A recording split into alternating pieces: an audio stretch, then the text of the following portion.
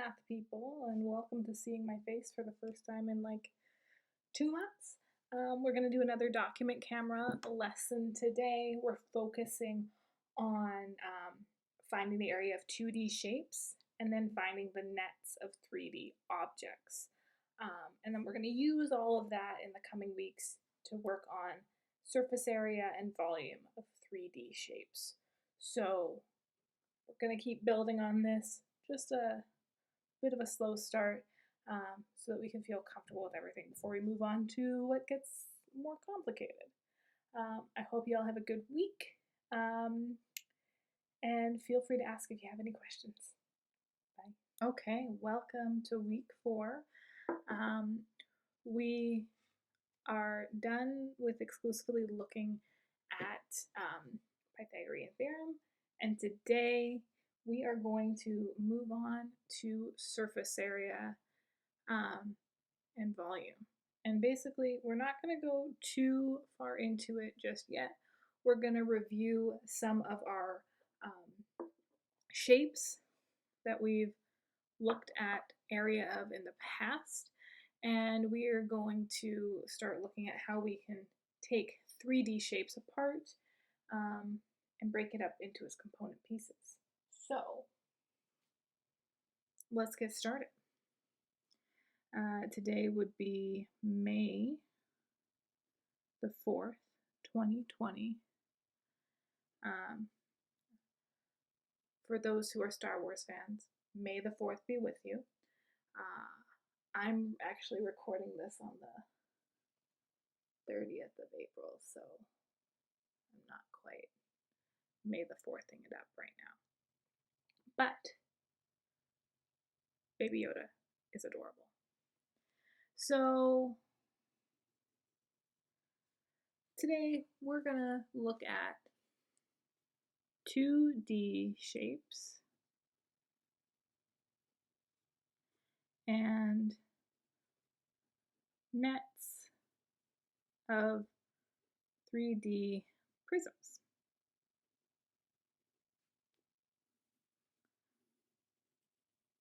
We are going to call all of our 3D objects prisms. Okay. So I am amazingly skilled at art, but I am going to use a few kind of stencil-y things to help with some of my drawings today. So we have a few main shapes that we can think of when we're thinking about our 2D shape. So we're going to first focus on area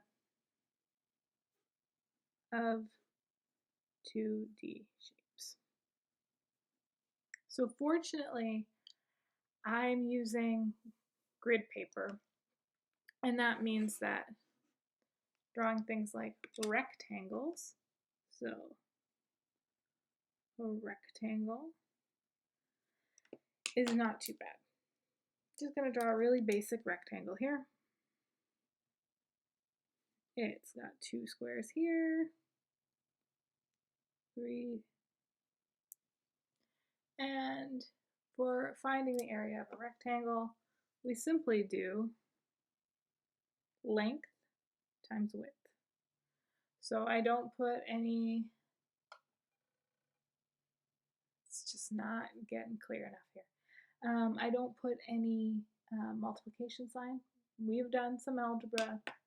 That X can kind of get in the way sometimes. And I'm going to call this my length and this my width. So in this case, my length is 3 squares. And my width is 2. Because I'm using different letter symbols, I'm using these parentheses or brackets, basically just to make it a little bit clearer. And then I have 6. And for area, are these centimeter grids?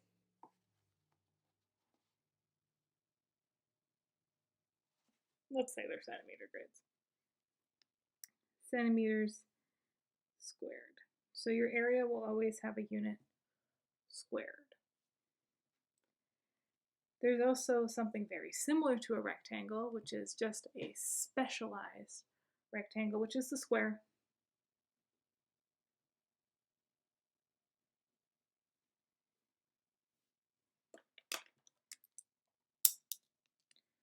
For this one, I'm just going to go 2 by 2. So a square is just a specialized rectangle in that all of its sides are equal. So you can do the formula as area equals length times width, or sometimes people will say area equals the side length squared.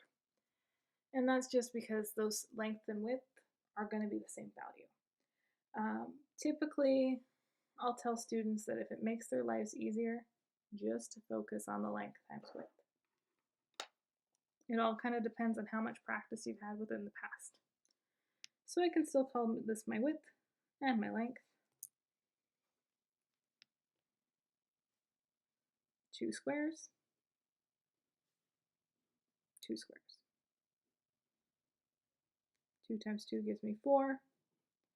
And we're still saying that these squares are centimeters, so centimeters squared.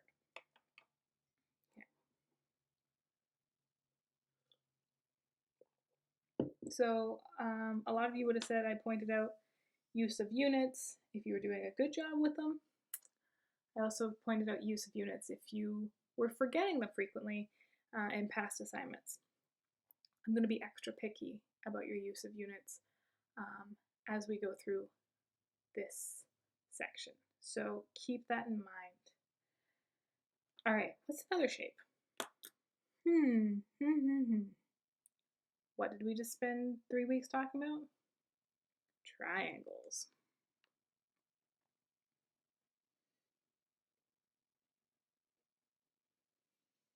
So you will see triangles like with Pythagoras, where we had a right triangle.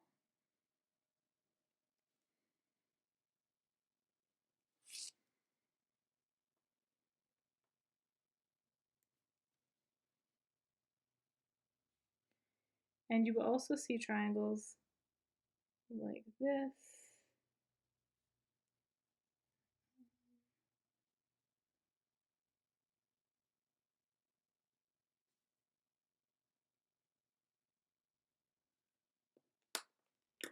Where we don't have that nice 90-degree angle. So we use the same formula either way. So I like to write it as base times height divided by 2. So you multiply the base times the height, and then you divide that number by 2. So the base we can think of just as the bottom, and the height just as the height. So for our nice right triangles, that's pretty simple. Let's calculate our right triangle, and then I'll show you what to do for, I guess this is an isosceles, but it ain't perfect. So let's take a look here. Our base, 1, 2, 3, 4 squares. Our height, 1, 2, 3, 3 squares divided by 2.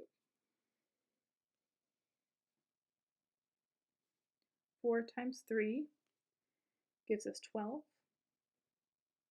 divided by 2. 12 divided by 2 gives us 6 centimeters squared. So the difference with this one here is not the formula. We're still going to use area equals base times height divided by 2. This is going to be our base. And in order to find our height, we take this point here and we make a right angle, because our height is always going to be at a right angle, or 90 degrees, from our base. That's going to be our height. So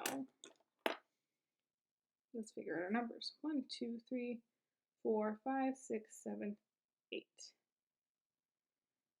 Okay. And our height, 1, 2, 3, divided by 2. So I end up with 8 times 3 is 24, divided by 2, which leaves me with 12 centimeters squared. One more basic shape to go. Can anybody think of it? That's right, it's a circle.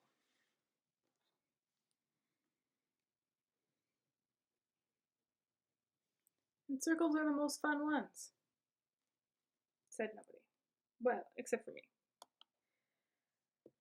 I am using a stencil for a circle because I'm not great at it.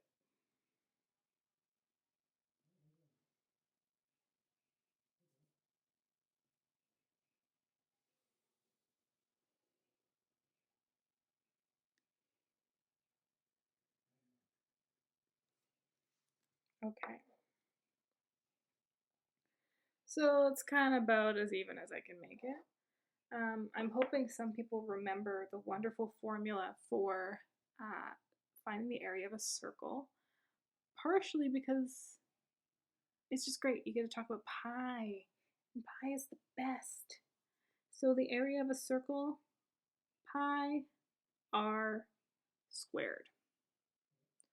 So we're going to take the value of pi.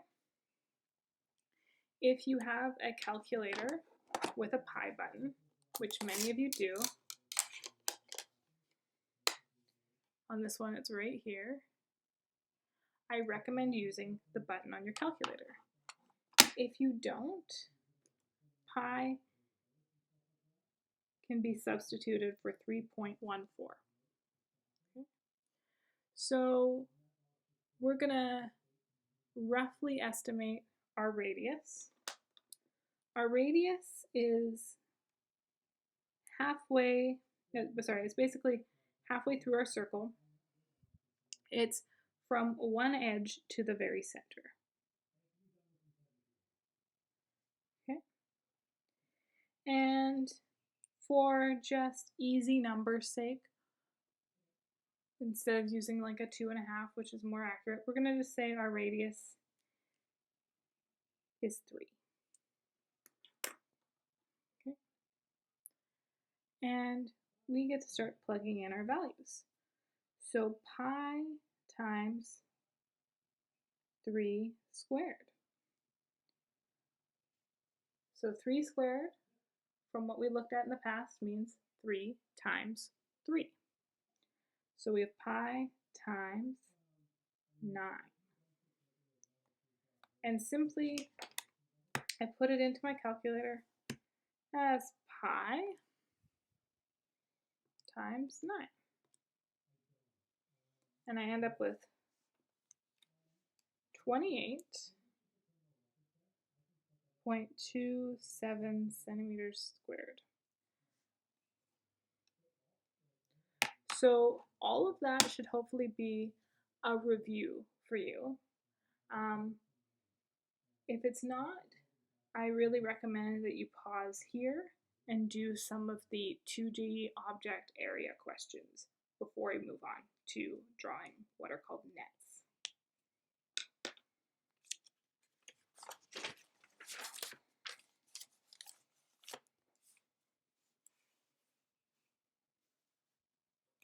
Okay, so let's look at our nets.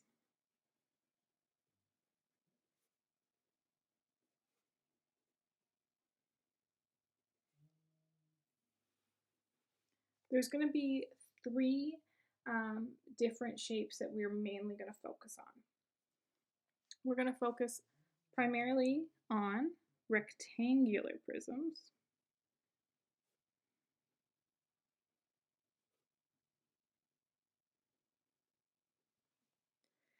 So my little sewing box here is a rectangular prism. So I will, it's been a while since I've drawn a rectangular prism, but I'm gonna do it for you.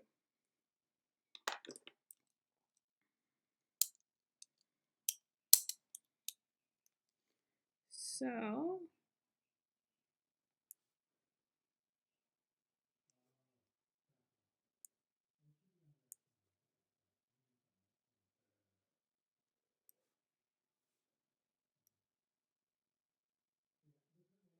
okay.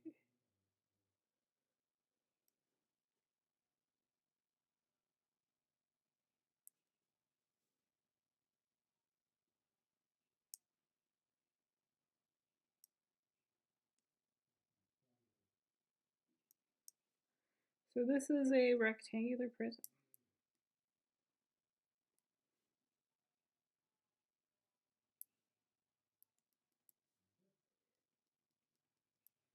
And that's my attempt at a beautiful 3D drawing. So the way we can think about drawing a net, and I do encourage you to do it this way, is we can take a 3D object that we have. So this is just, we're in my craft room. So the closest thing I had to me that was a rectangular prism was this basically empty little sewing kit. So what I'm gonna do is I'm going to just start drawing all the sides, which actually isn't gonna work out very well. Give me a second. Well, apparently I don't have many small rectangular prisms, so we're gonna make do with the slightly smaller sewing box. So this is roughly a rectangular prism, and I'm just gonna start by drawing the outline of each side.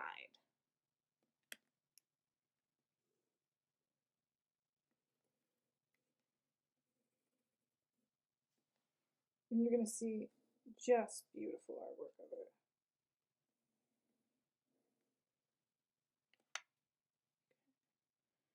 And then I'm just gonna I'm gonna flip it over this way.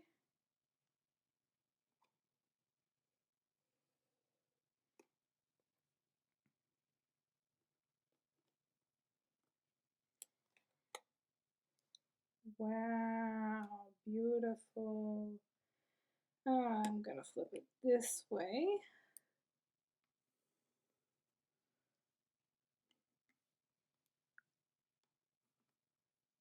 And I'm gonna flip it over here.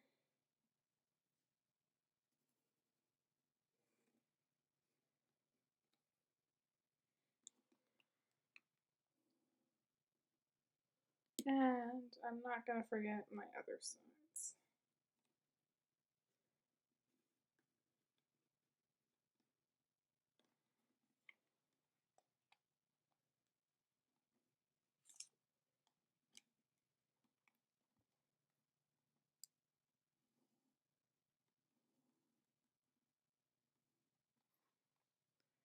So that is our beautiful net. Basically, you get a net of a prism if you trace every single side of it.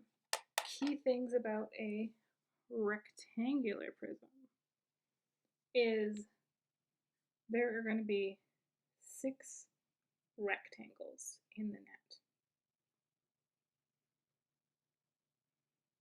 Now, I'm going to do a little bit of color coding just to kind of elaborate on this.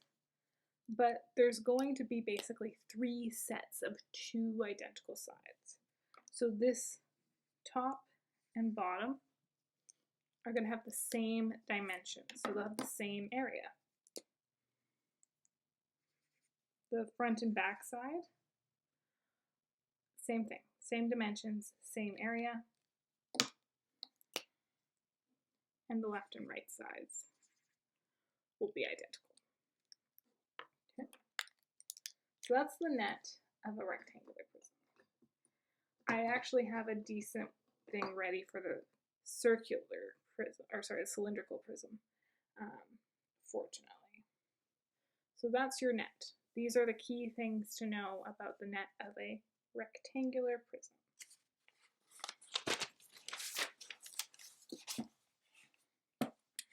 Now we got something we call the cylinder,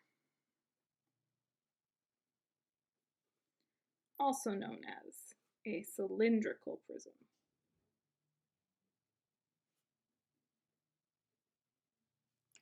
So my little lip balm that I used to trace a circle before is a cylinder. I draw really amazing cylinders.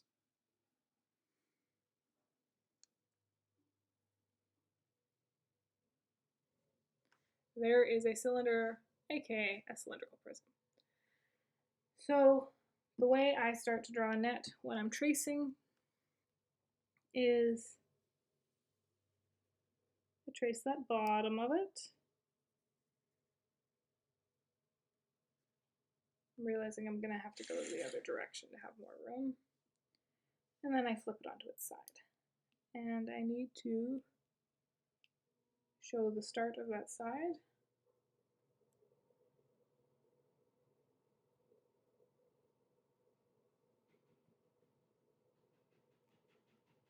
And we'll roughly stop here. And we flip over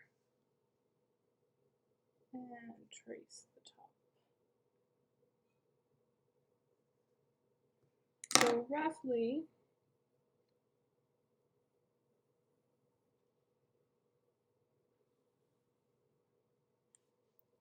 this ends up being our net. So with our cylinder, we have 2 circles,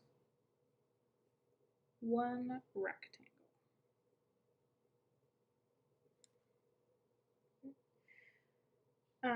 And then when we get to our cylinders, we're going to talk more about how we can use that information to calculate things like surface area and volume. But that is the net of a cylindrical prism. Finally, we have what we call a triangular prism. And sadly, this is typically where I buy everybody Toblerones and bring Toblerones into class. Can't really do that right now, but you know, if your family is willing, get a Toblerone. I don't have one, so I don't really have a great triangular prism today for you. But here's basically what they look like.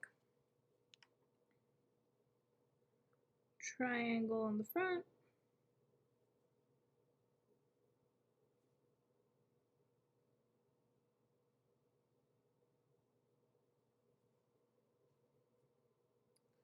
It's not very symmetrical.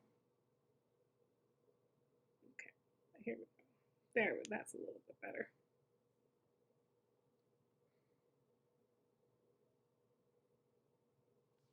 Okay, so there is a triangular prism for you, and we kind of think about ripping it open from the top and letting the sides spill out. And what ends up happening is we have this bottom portion here.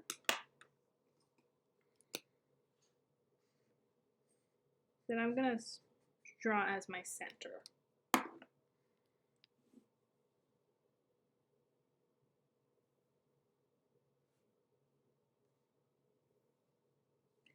And it'll have these 2 triangles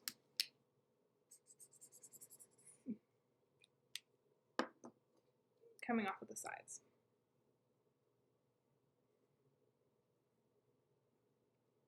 So I've opened from the top, and these have flopped down.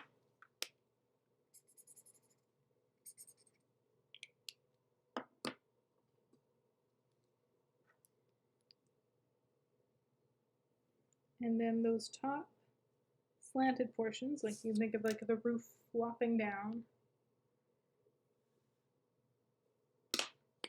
come out on these sides. So this portion here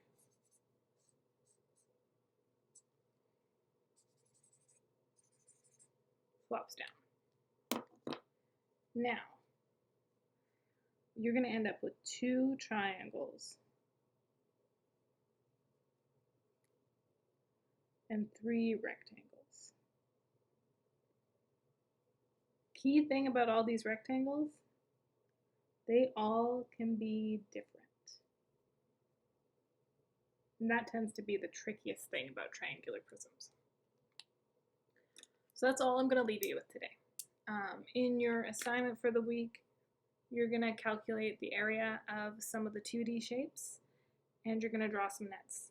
And then next week, we're going to actually move on to finding out our surface area and volume of different shapes. So you're going to have to do a little bit of drawing, but hopefully, I mean, my very extreme,